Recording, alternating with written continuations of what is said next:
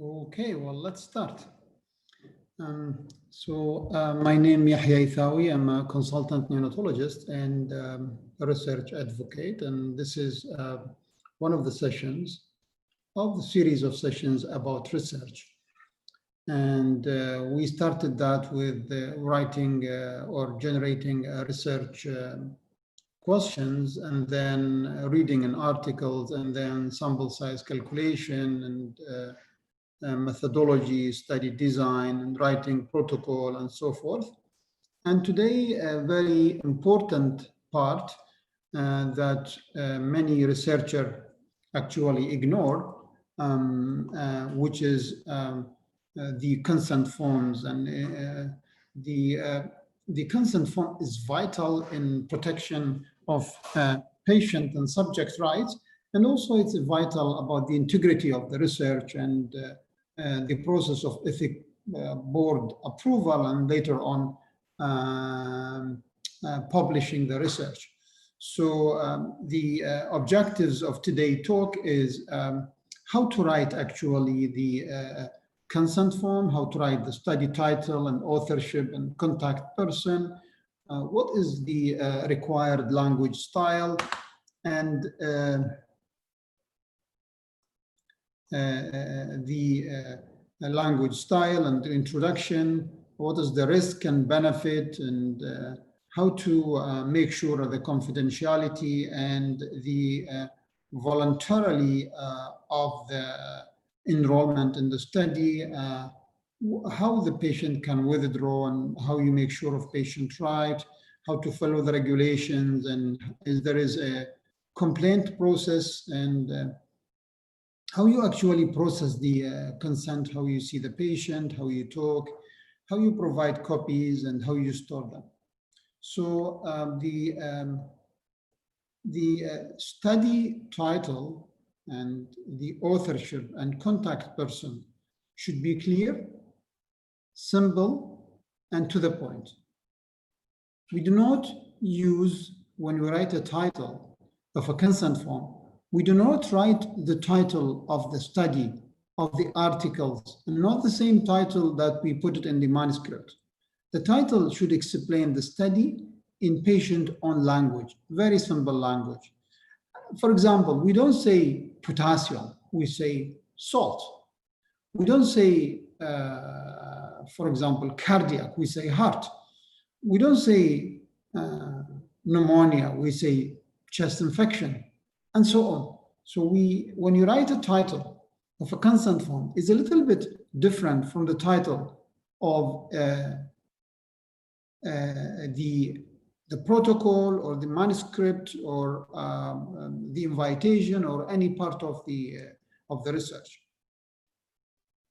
The name and the title and the contact person that the consenter or the subject who's you're taking the consent from should have very clear and easy communication with the contact person or the representative of the researchers. These should be physical location, email, social media, phone, cell number, fax, whatever available that the person can contact. And I will show you an example at the end how to do that.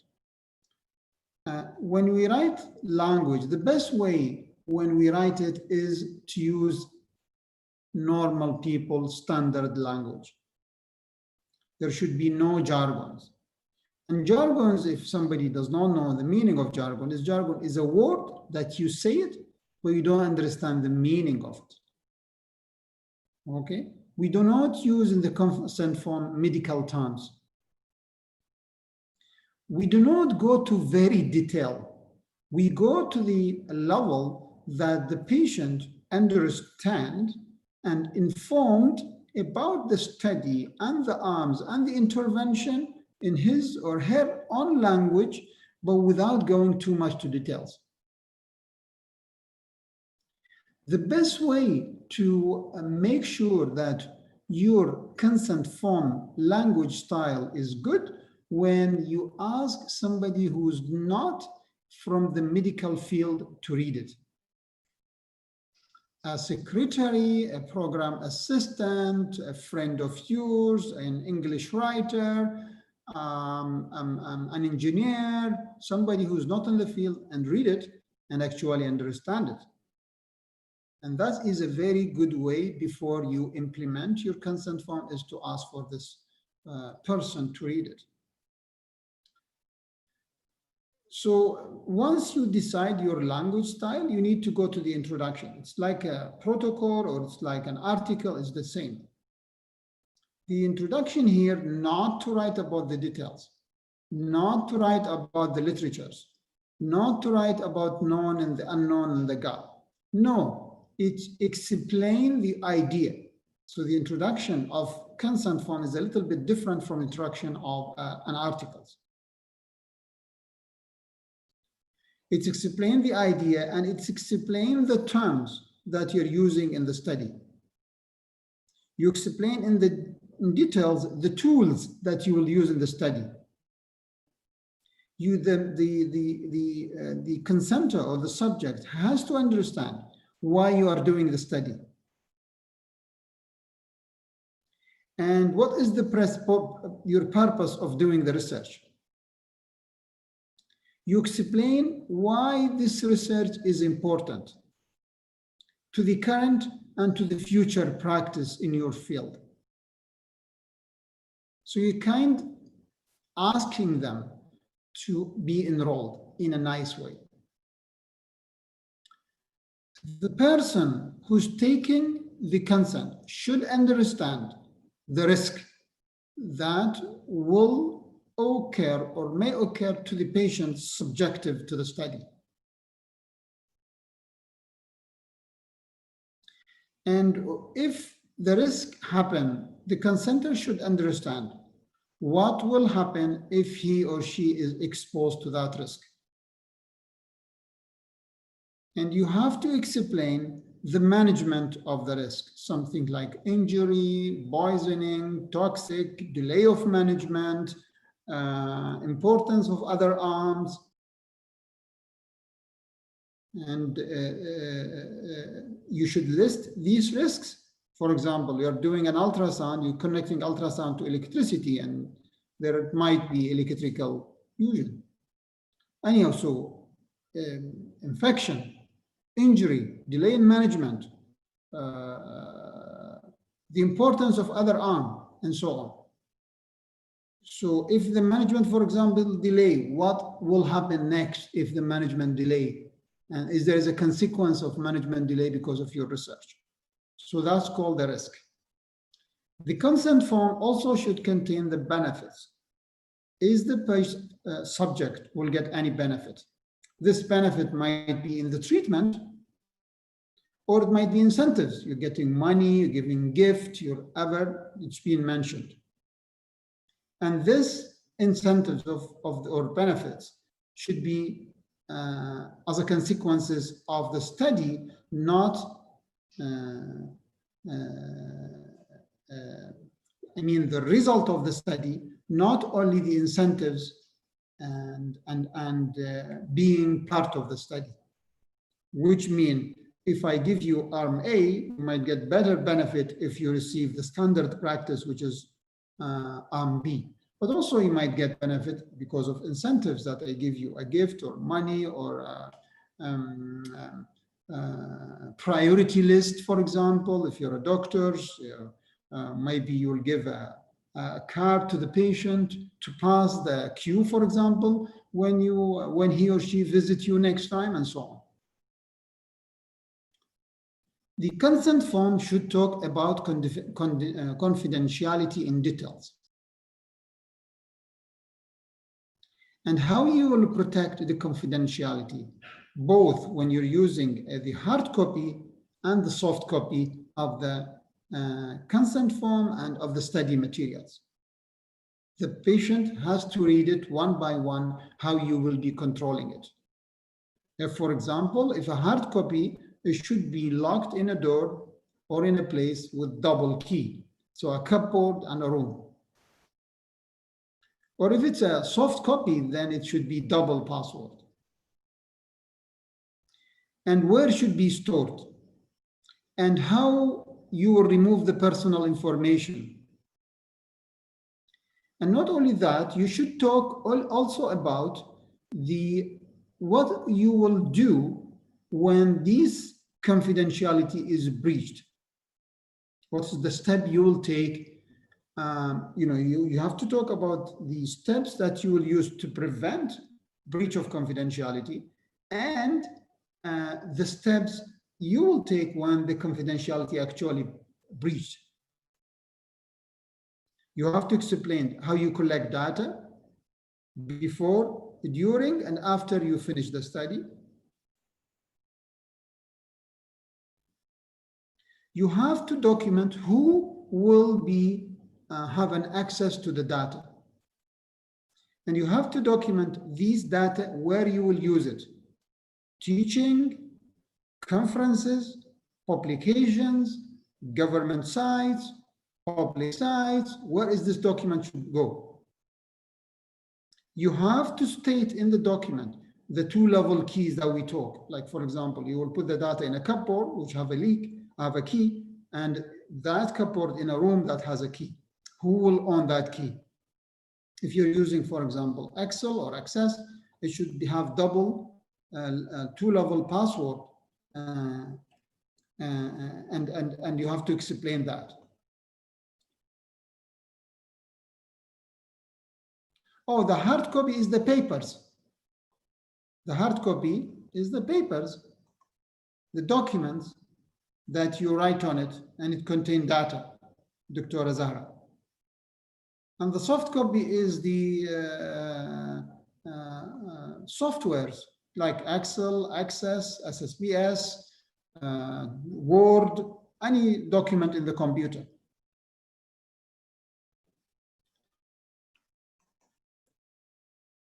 Now you have to talk about the voluntarily of the enrollment in the study. And it should be very clear, very simple, and very direct, that this study is volunteer. Okay? And you have to document that the consenter have the right to say no without consequences, without being singled out. And if he refused, he will receive, or she will receive, the standard of care, and there will be no consequences. So that part should be also mentioned in the consent. You should also mention, if the consenter agreed to be enrolled in the study, he or she has the right to withdraw from the study at any time.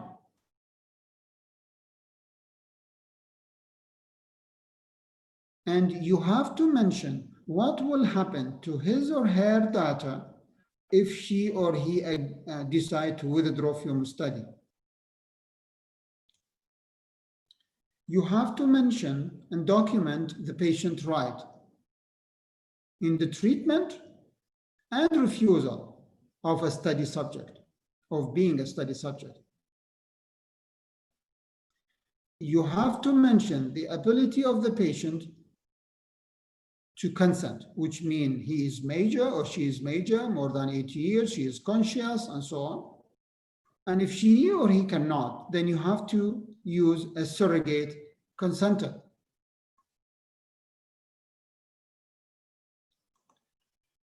And surrogate means it can be a parent, it can be custody, it can be power of attorney, and so on. Okay, and again, the patient right of confidentiality is very vital, especially the personal information that might lead to identification of the patient if he's as a subject of the study. The document should also state, the consent should also state clearly the state regulation, your country regulation, your institute regulation about patient rights. What is the regulation? about patient confidentiality and breaking their personal health information and breaching their confidentiality, how the patient are protected, their legal right for health care and for settlement, that means compensation if an injury happened during a study process. And what is the consequences if an injury or harm happen. And you also have the document, not only that your member of research group has access to the patient information, but also the state audit committees that it might come and check after you. So the patient has to understand that state authorities and members might come and check and have access to the information as audit people. The consent has to contain a process, a clearly written, how the patient can complain about adverse event, how to complain to the research group directly, how to complain to the institute that where the research is going to be, and also how to reach the research ethic board and put a complaint. Therefore, the document should contain phone numbers, email, and addresses of such facilities. Your own, your local facility, and the research ethic board. And the patient has, or the subject has to understand that he or she will not be singled out because he or she is complaining.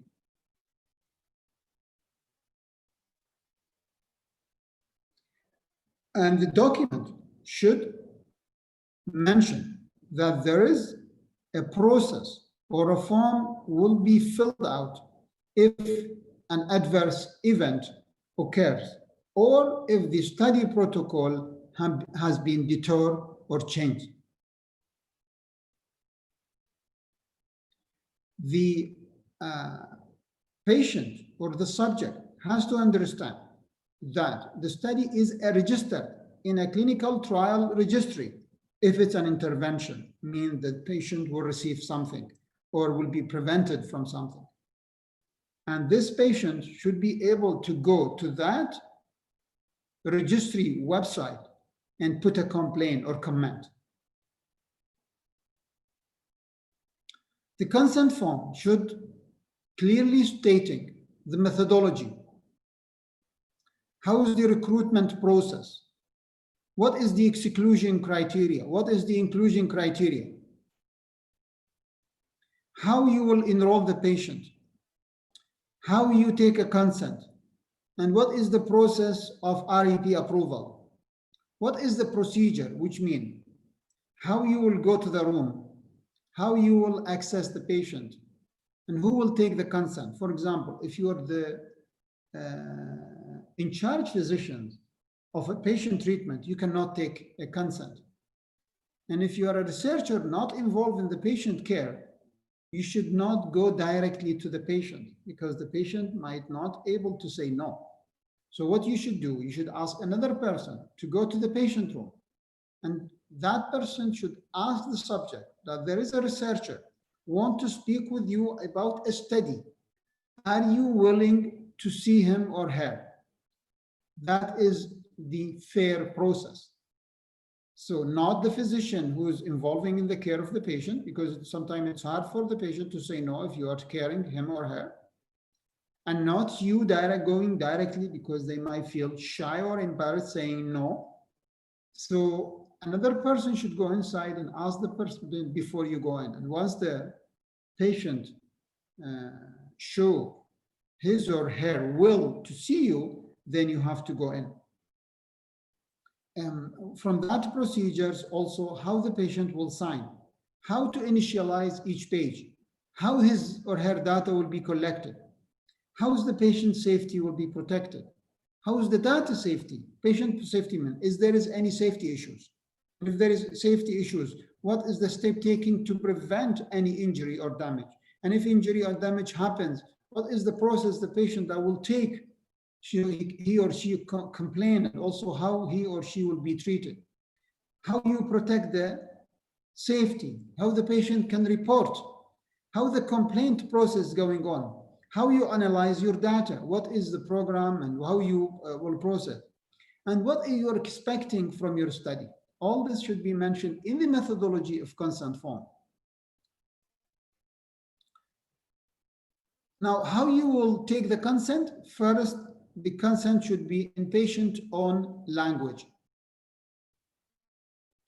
And the consent should be approved by the research ethic board in your location or in your state before you taking the consent.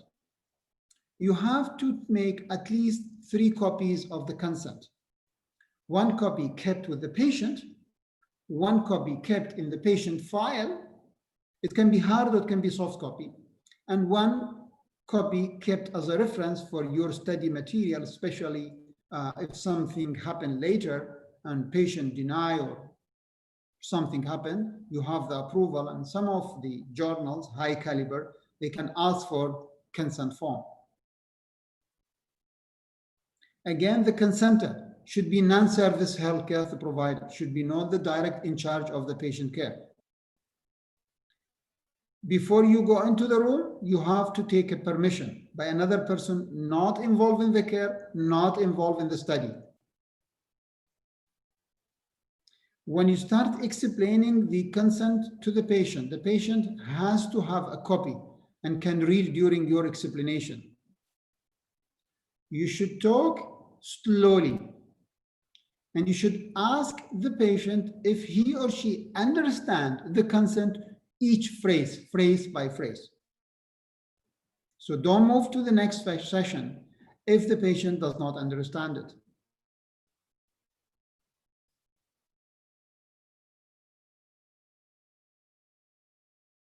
Do you understand? Do you have any questions before you move? And after you finish, you have to tell this subject or the patient that they can ask for another meeting if he or she discovered or understand a new concept or have new questions by talking to the family or parent or to the public. The patient should sign the last page of each copy, the 3 copies. And he or she has to initialize, put her or his initials in each page. You have to leave a copy in the patient file. This copy can be soft, can be hard copy. If there is no file and you're using computer, you have to leave it at the nursing station. And should contact very clearly the name and the contact details of the patient who will do the of the person who will do the procedures. So once the patient is recruited for the study, who will do the enrollment? Who will give the medications, or who will give the arm, or who will prevent the arm? Who will do the randomization and how the randomization is happening? Now, I took the references from this website. Okay. So I finished, but I will show you something. I will share you with something which is a consent form, and we'll go to the consent step by step. Now you can see, do you guys see the consent? Do you guys see the consent? Okay, great. So you can see the title, bowel wall thickness. I don't see anything. The consent. Now it's okay. Yes, it's okay now. Great. So you can see right now, let me make it a little bit bigger size so you guys can read it. Okay, so you can see the title is very simple. Bowel wall thickness and use of ultrasound, consent form. Okay, and you can see it's in Arabic and English. And you can see the introduction is a little bit different from the introduction of study protocol. You can see, thank you for taking the time to read this consent form. We know it might be a difficult time for your baby being in an ICU. You and your baby are being asked to participate in a research studies. And baby's bowel movement reflect the health status of the bowel. So observing the bowel wall thickness and the movement help to detect any potential risk of bowel disease. You see, there is no terms. The study is an observational study, which will be conducted by use of an ultrasound machine with a warm gel that will be applied to your baby's skin to obtain pictures that reflect the bowel health status. This will be done after your baby is admitted, stabilized, and your baby condition allows starting the study. Your baby will receive the standard neonatal care according to his or her condition. And being part of the study will not subject your baby to any extra interventional action. During the surveillance of the bowel condition, if the researcher are faced by any suspicious condition, your baby will be referred to the caring team. So you see, the introduction has nothing to do with the introduction of the study. It's introduction of the patient to the study. And now we're stating the purpose of the study, الغرض من الدراسة. You can see المقدمة and so on, Arabic and English, and probably you may need it in other language. So the purpose of the study is to collect information about variable range of bowel wall thickness and other bowel characteristics like movement and blood supply. All these measurements are obtained by ultrasound pictures. The purpose, simple, direct, and easy. Participation. Participation in the study will begin when your baby is admitted to the NICU, inclusion criteria, and stable enough to do an ultrasound study at bedside. Risk and comfort. There is no risk or disadvantage from using the ultrasound machine. There might be some discomfort during the ultrasound picture on rare occasion, which will be noticed by observing your baby vital sign. If that happens, then the researcher will stop and wait. Will stop waiting more appropriate time window to do the scanning by the ultrasound machine. If this happens second time, then the researcher will stop and remove your baby from the study. Benefit. There is no direct benefit to you or your baby of participating in the study. However, your participation will help us determine the normal range of bowel wall thickness, normal movement, and determine different patterns of bowel blood supply. Finding such information will help, this is a misspelling, will help treating future babies like your baby and improve the care that we provide to them. What is the cost? There is no cost of you participating in the study. What is alternative? Refusing to participate will not in any way affect the way your baby is cared for. The doctor treating your baby will perform the standard of care for your baby according to his or her condition if required. Confidentiality. Medical records that contain your baby's identity will be treated as confidential in accordance with the Personal Health Information Act. What is the information will be collected? We will collect information from your baby's medical record about his or her progress and treatment received while in the hospital.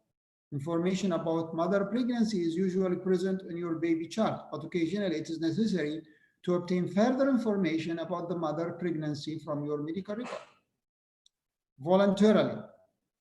Participation, withdrawal from the study. The study is completely voluntary, and you are free to withdraw your consent and to discontinue your baby's participation at any time by contacting the study doctor, whose contact details are listed below. If your study doctor feels it is in your baby's best interest to withdraw his or her from the study, your study doctor will remove your baby without your consent. Medical care for injury related to the study. In the event of injury occurred to your baby as a result of undergoing study procedure, which is very unlikely as the ultrasound machine is a very safe tool, you will receive the necessary medical treatment. You are not waiving any of your legal rights by signing this consent form or release the investigator from their investigators, missing S, from their legal and professional responsibilities. Questions. You are free to ask any question that you may have about your baby treatment and rights as a research subject. If any questions come up during or after study, please contact the person who is in the study. Subject ID, and then the statement of the consent. By signing this form, I agree that I have read and understand this information and consent form, and I freely and voluntarily agree to allow my baby to take part of the research study. I understand that I will be given a copy of the signed and dated information and the consent form. I have received an explanation of the purpose and the duration of the study and the potential risks and the benefit that I will expect. I was giving sufficient time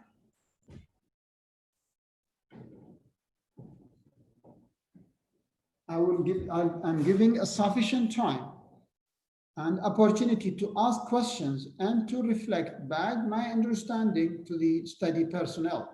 My questions were answered to my satisfaction.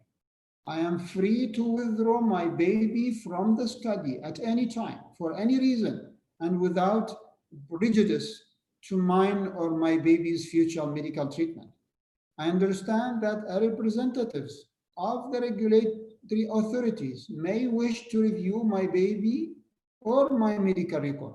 I have been assured that my baby and my baby's name, address, telephone number will be kept confidential to the extent permitted by applicable law and or regulation. By signing this document, I give my permission for such review and data collection, and I grant direct access to my baby's medical record. By signing and dating this document, I am aware that none of my legal rights are being waived. I hereby give my consent for my babies to participate in the study. Name of the participant, which means the patient, signature of the parent, printed name of the parent or the surrogate person, and the relation to the researcher. And now you write the statement of the researcher. I have carefully explained the nature, demand, and foreseeable risks and benefit of the research study to the person named above, and witness the completion of the written consent form, and believe that this person has understood and knowingly giving consent. I'm qualified to perform this role. Then you sign, you date, and you print your name. Okay, and you can see this consent is not yet final. There is also Arabic version of it, and usually here we also have to do it in Urdu. They don't have the Urdu copy with me. Okay. So I am done, and if you guys have any questions.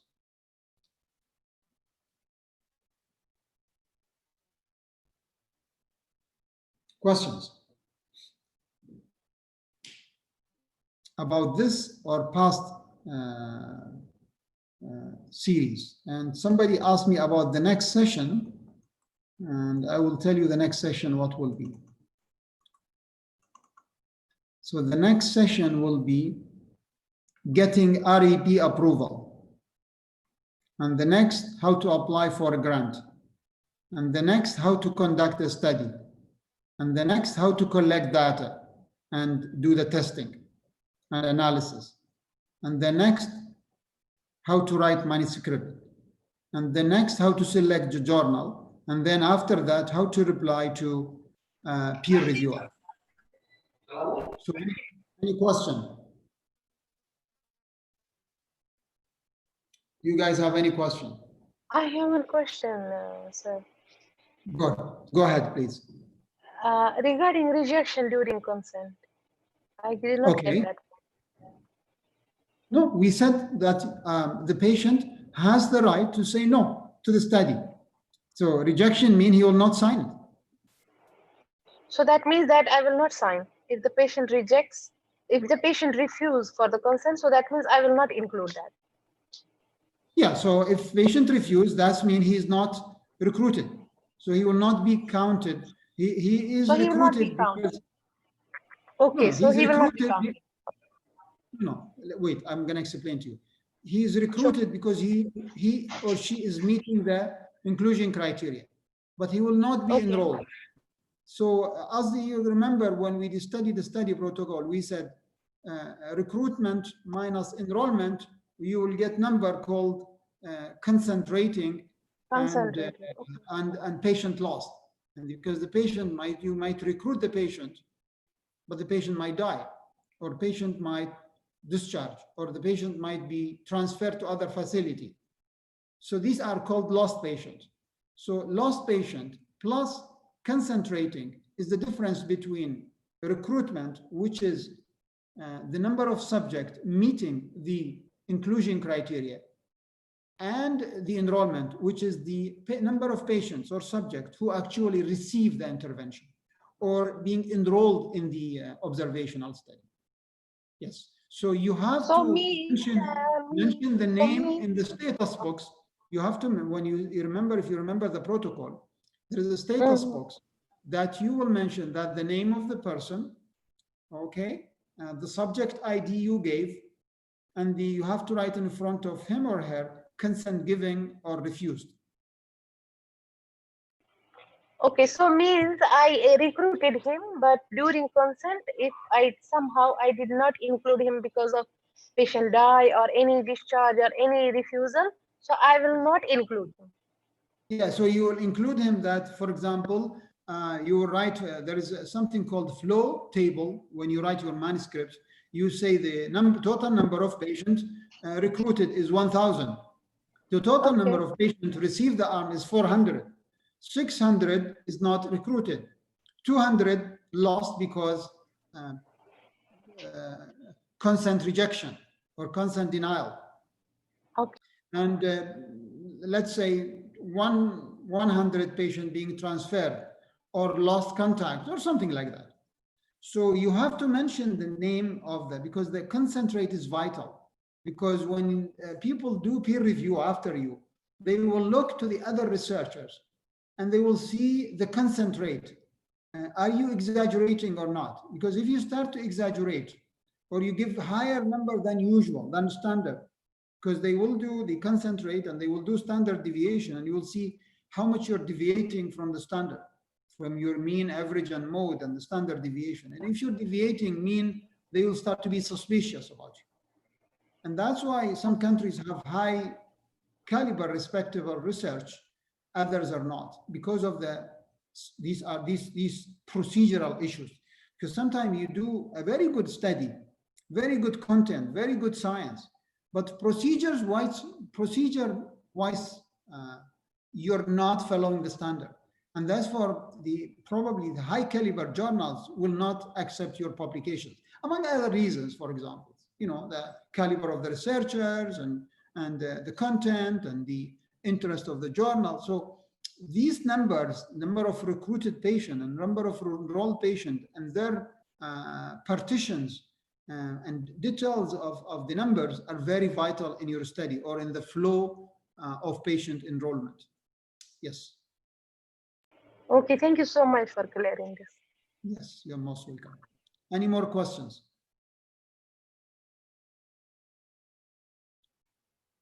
Questions? If you have no question, I'm going to end the session. And as we said, the next session is, forget the next session, I just mentioned it. So I will post it in the group, but I can look at it again. So the next session is, getting REP approval. What is the process to get REP approval? And then we'll talk about how to get a grant and how to find the organizations, international and local. If you guys have no questions, the study today is a little bit not difficult, but it's a procedural lectures and informational lectures rather than challenging concepts of research. So if you have no questions, I'm going to end this session. Thank you very much. There are some questions regarding the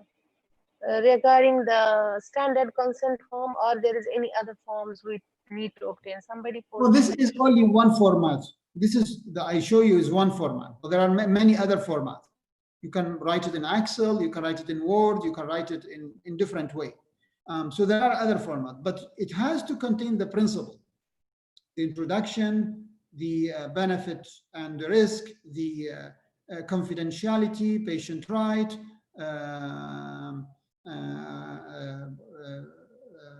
data safety, patient safety, the procedures, and so on. Dr. Yahya, Yes, ma'am. I just want to ask, if you have a one standard consent form, why each hospital have a different consent and different procedure and all? Why it is we don't have, like you mentioned, one standard consent and all the hospital have to follow it? Because there are many things here. You have the standard level of your patient understanding, standard level of your researcher, the state law. Like, let's say in Canada, when I was the consent form different each province, because the regulation of the province are different, and the level of patients and the ethnicity of the patient are different. The language are different. So but the standard is the same: patient right, risk benefit, introduction, confidentiality, patient safety, patient right to say no. These are standard, but the way you write it is different, because you have to write according to the standard of patient. And also there are other things you might know, that the ego of each administrations of institute is different. Some countries, they just respect their own. So there are many factors why the confidentiality consent form or the consent form is different. But the content, the cars there are different cars, but they have all same. They have engine, they have tires, and they have brake. They have the same, but they're different. They're different in their color, their size. They're different. Same principle here. But this, what I show you is one form of consent. It doesn't mean have to match. So let me see about the question. Yeah. Zahra, do you mind sharing? Yeah, sharing. No, sharing the link. Yeah, I will share the link. Yeah, definitely. Standard, we've answered that question. Standard, we've answered that question. Oh, motivation. Yeah, we've talked about incentives. So we talked about incentive, and we've said incentive is, it can be something patient can take, like money or a gift. And incentive can be a favor, like, for example, if patient agree to be enrolled in next time a health visit will have priority. Something like that. Or he or she will have your contact details to ask you questions for 1 month. Or you can give him a gift, money or... So yeah, incentives is, but it should be mentioned in the consent form and in the study protocol. And the REP has to agree about it. But also the incentive should be not very rewarding. And you're giving money or much rewarding because of the injury or the harm the intervention might cause, and you're giving a huge money to people to agree. So there is also a process, and there is also regulation of the incentives. So that's what's called motivation. I think you're asking about incentives.